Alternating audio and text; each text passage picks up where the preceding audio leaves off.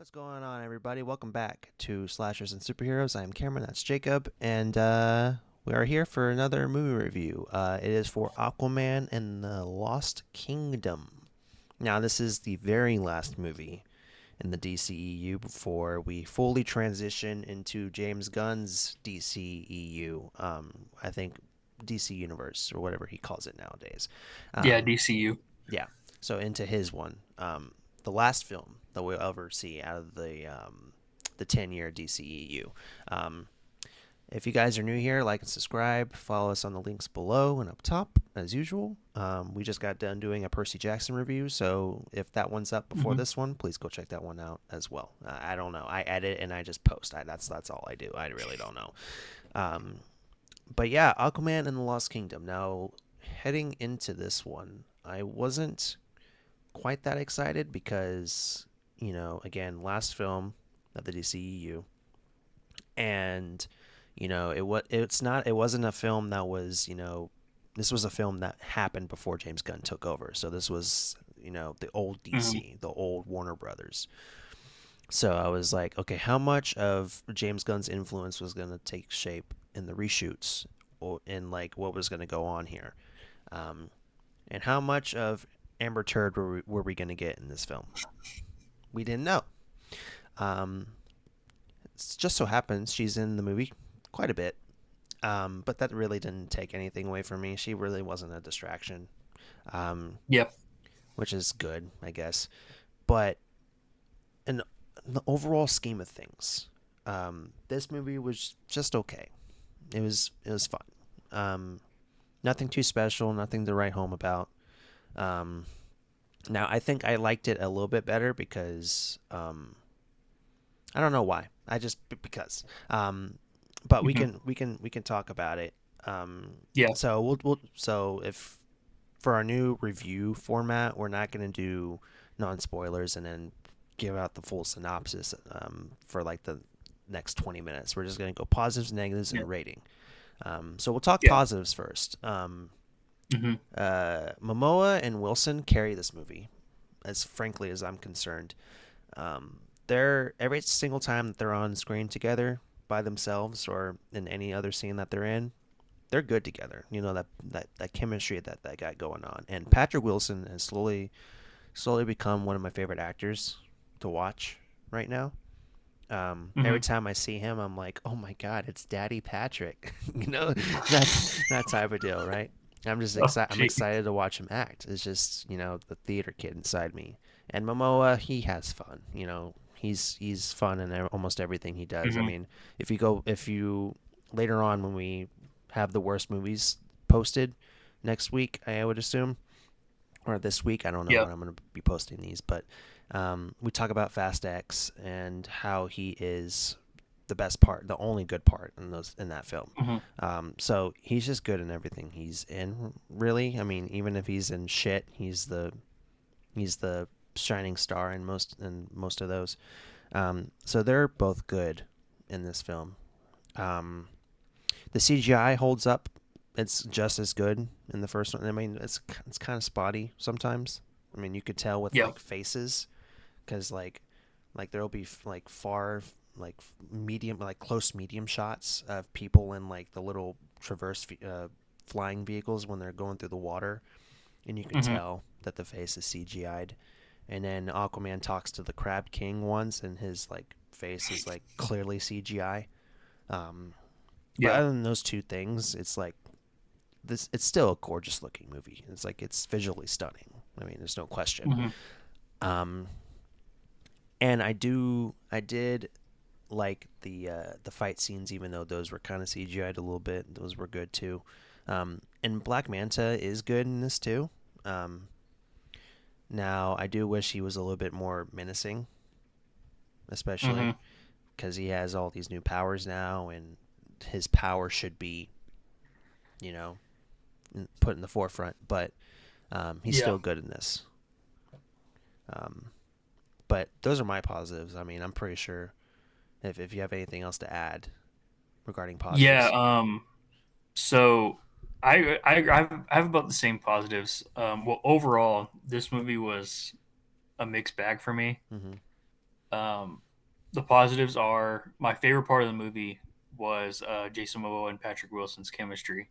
Yes. And towards the, I don't want to get into too much spoilers, but there's a part in the movie where when they first get together and they're kind of doing like a buddy cop type of thing. Yeah. That was my favorite part of the movie. That was when the movie to me was at its highest because that's when the comedy hit the most. And yeah, so they were my favorite parts. So they were good. Um, like you said, the CGI. There was a few moments there where you can kind of tell it was like video gamey, Yeah. but for the most part, it was good, just like the first movie.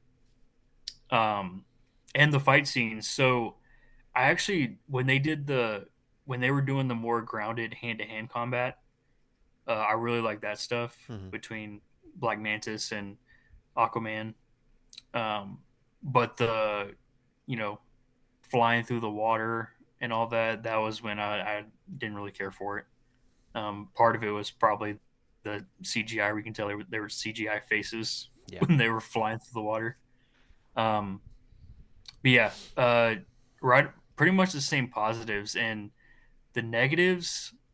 So this movie, you can tell it. We heard that it went through production hell of just constant reshoots, and they had test screenings and they didn't go well, and so they did more reshoots. You can tell when watching this movie. To me, this movie was a huge mess. Like we were jumping everywhere. Scene, I don't know. To me, scenes didn't like kind of flow together. Like you can tell it was kind of chopped up together. How some things were reshot, some things weren't. Hmm. And yeah, and the story was almost the same as the first movie. The only difference was that Jason Momoa the king of was the king in this movie. Like I don't know, the story of this movie is Black Mantis wanting to get revenge for his father's death, which is the same exact thing as the first movie, except in this movie he has different powers. So I don't know. It's the story was a little bit all over the place to me, and also too familiar.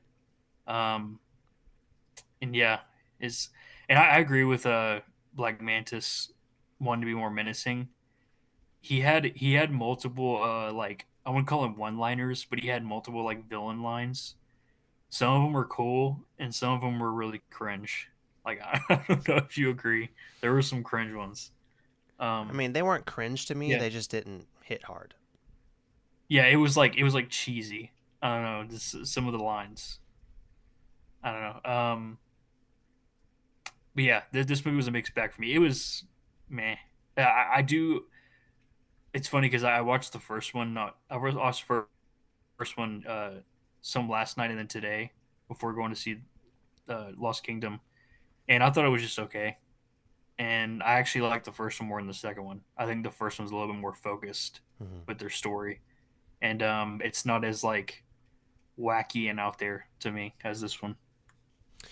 Yeah, I can agree with some of that stuff. I felt like the story wasn't like the story wasn't centered as much, and I do No, think.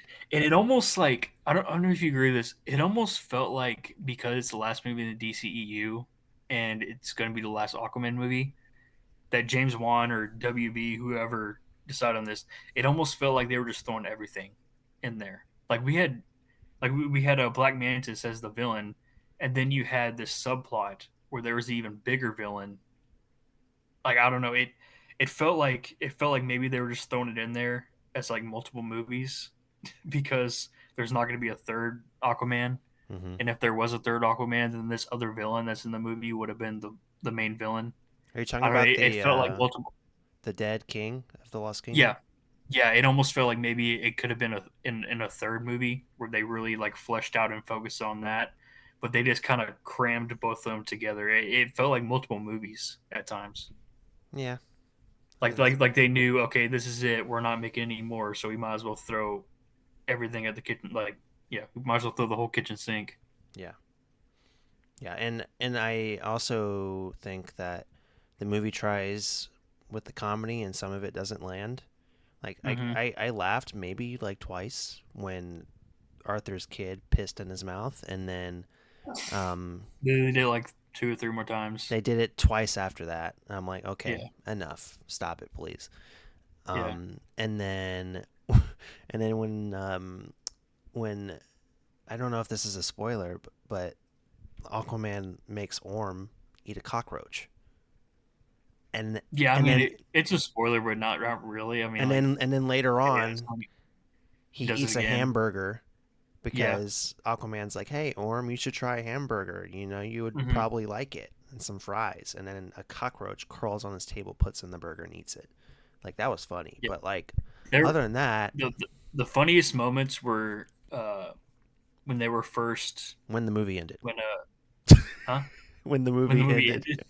No, the funniest moments to me were when they were first when Patrick Wilson and Jason Momoa's characters first uh, got got back together.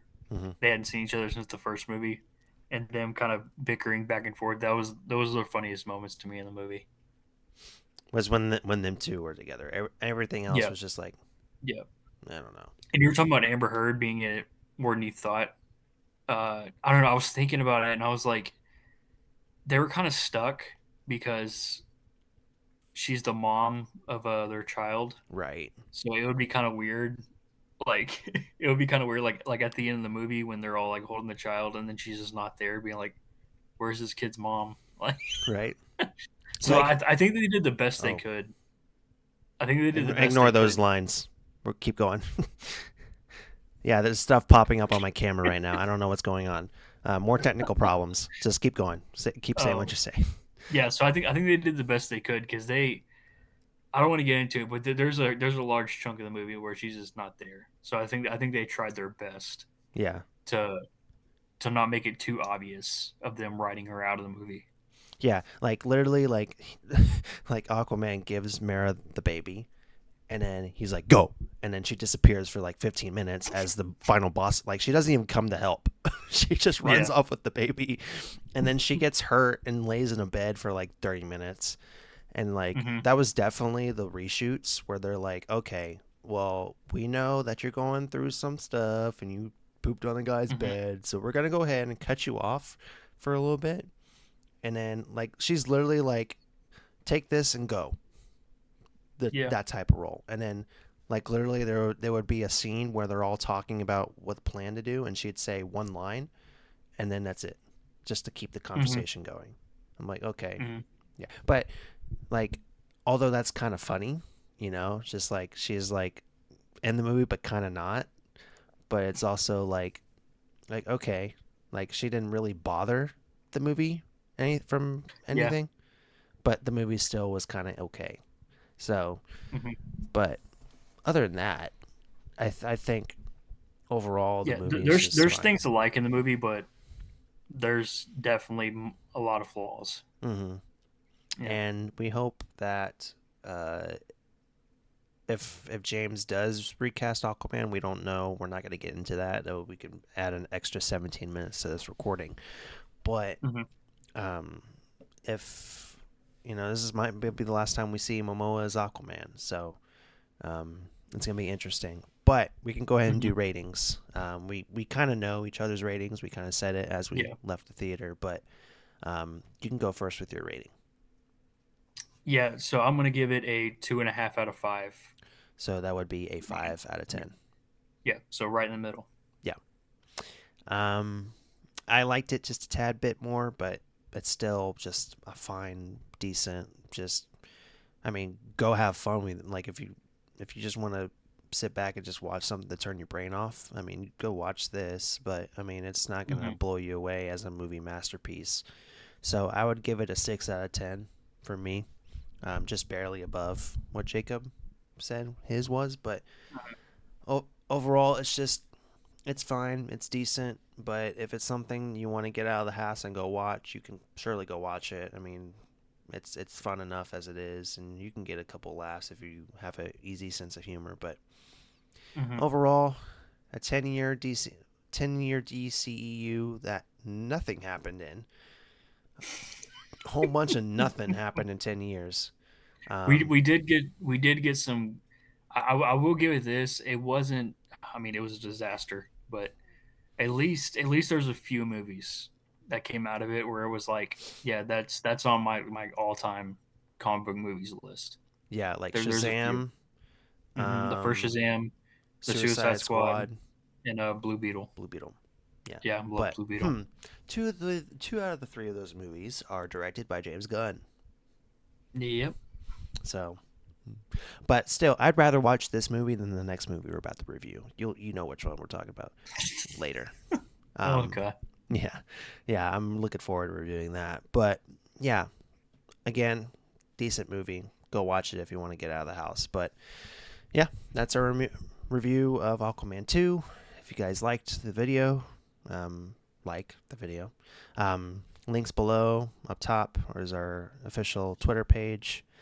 And yeah, that's going to do it for us here on the Aquaman 2 review. I am Cameron, that's Jacob, and we will see y'all on the next Slashers and Superheroes. Bye, y'all.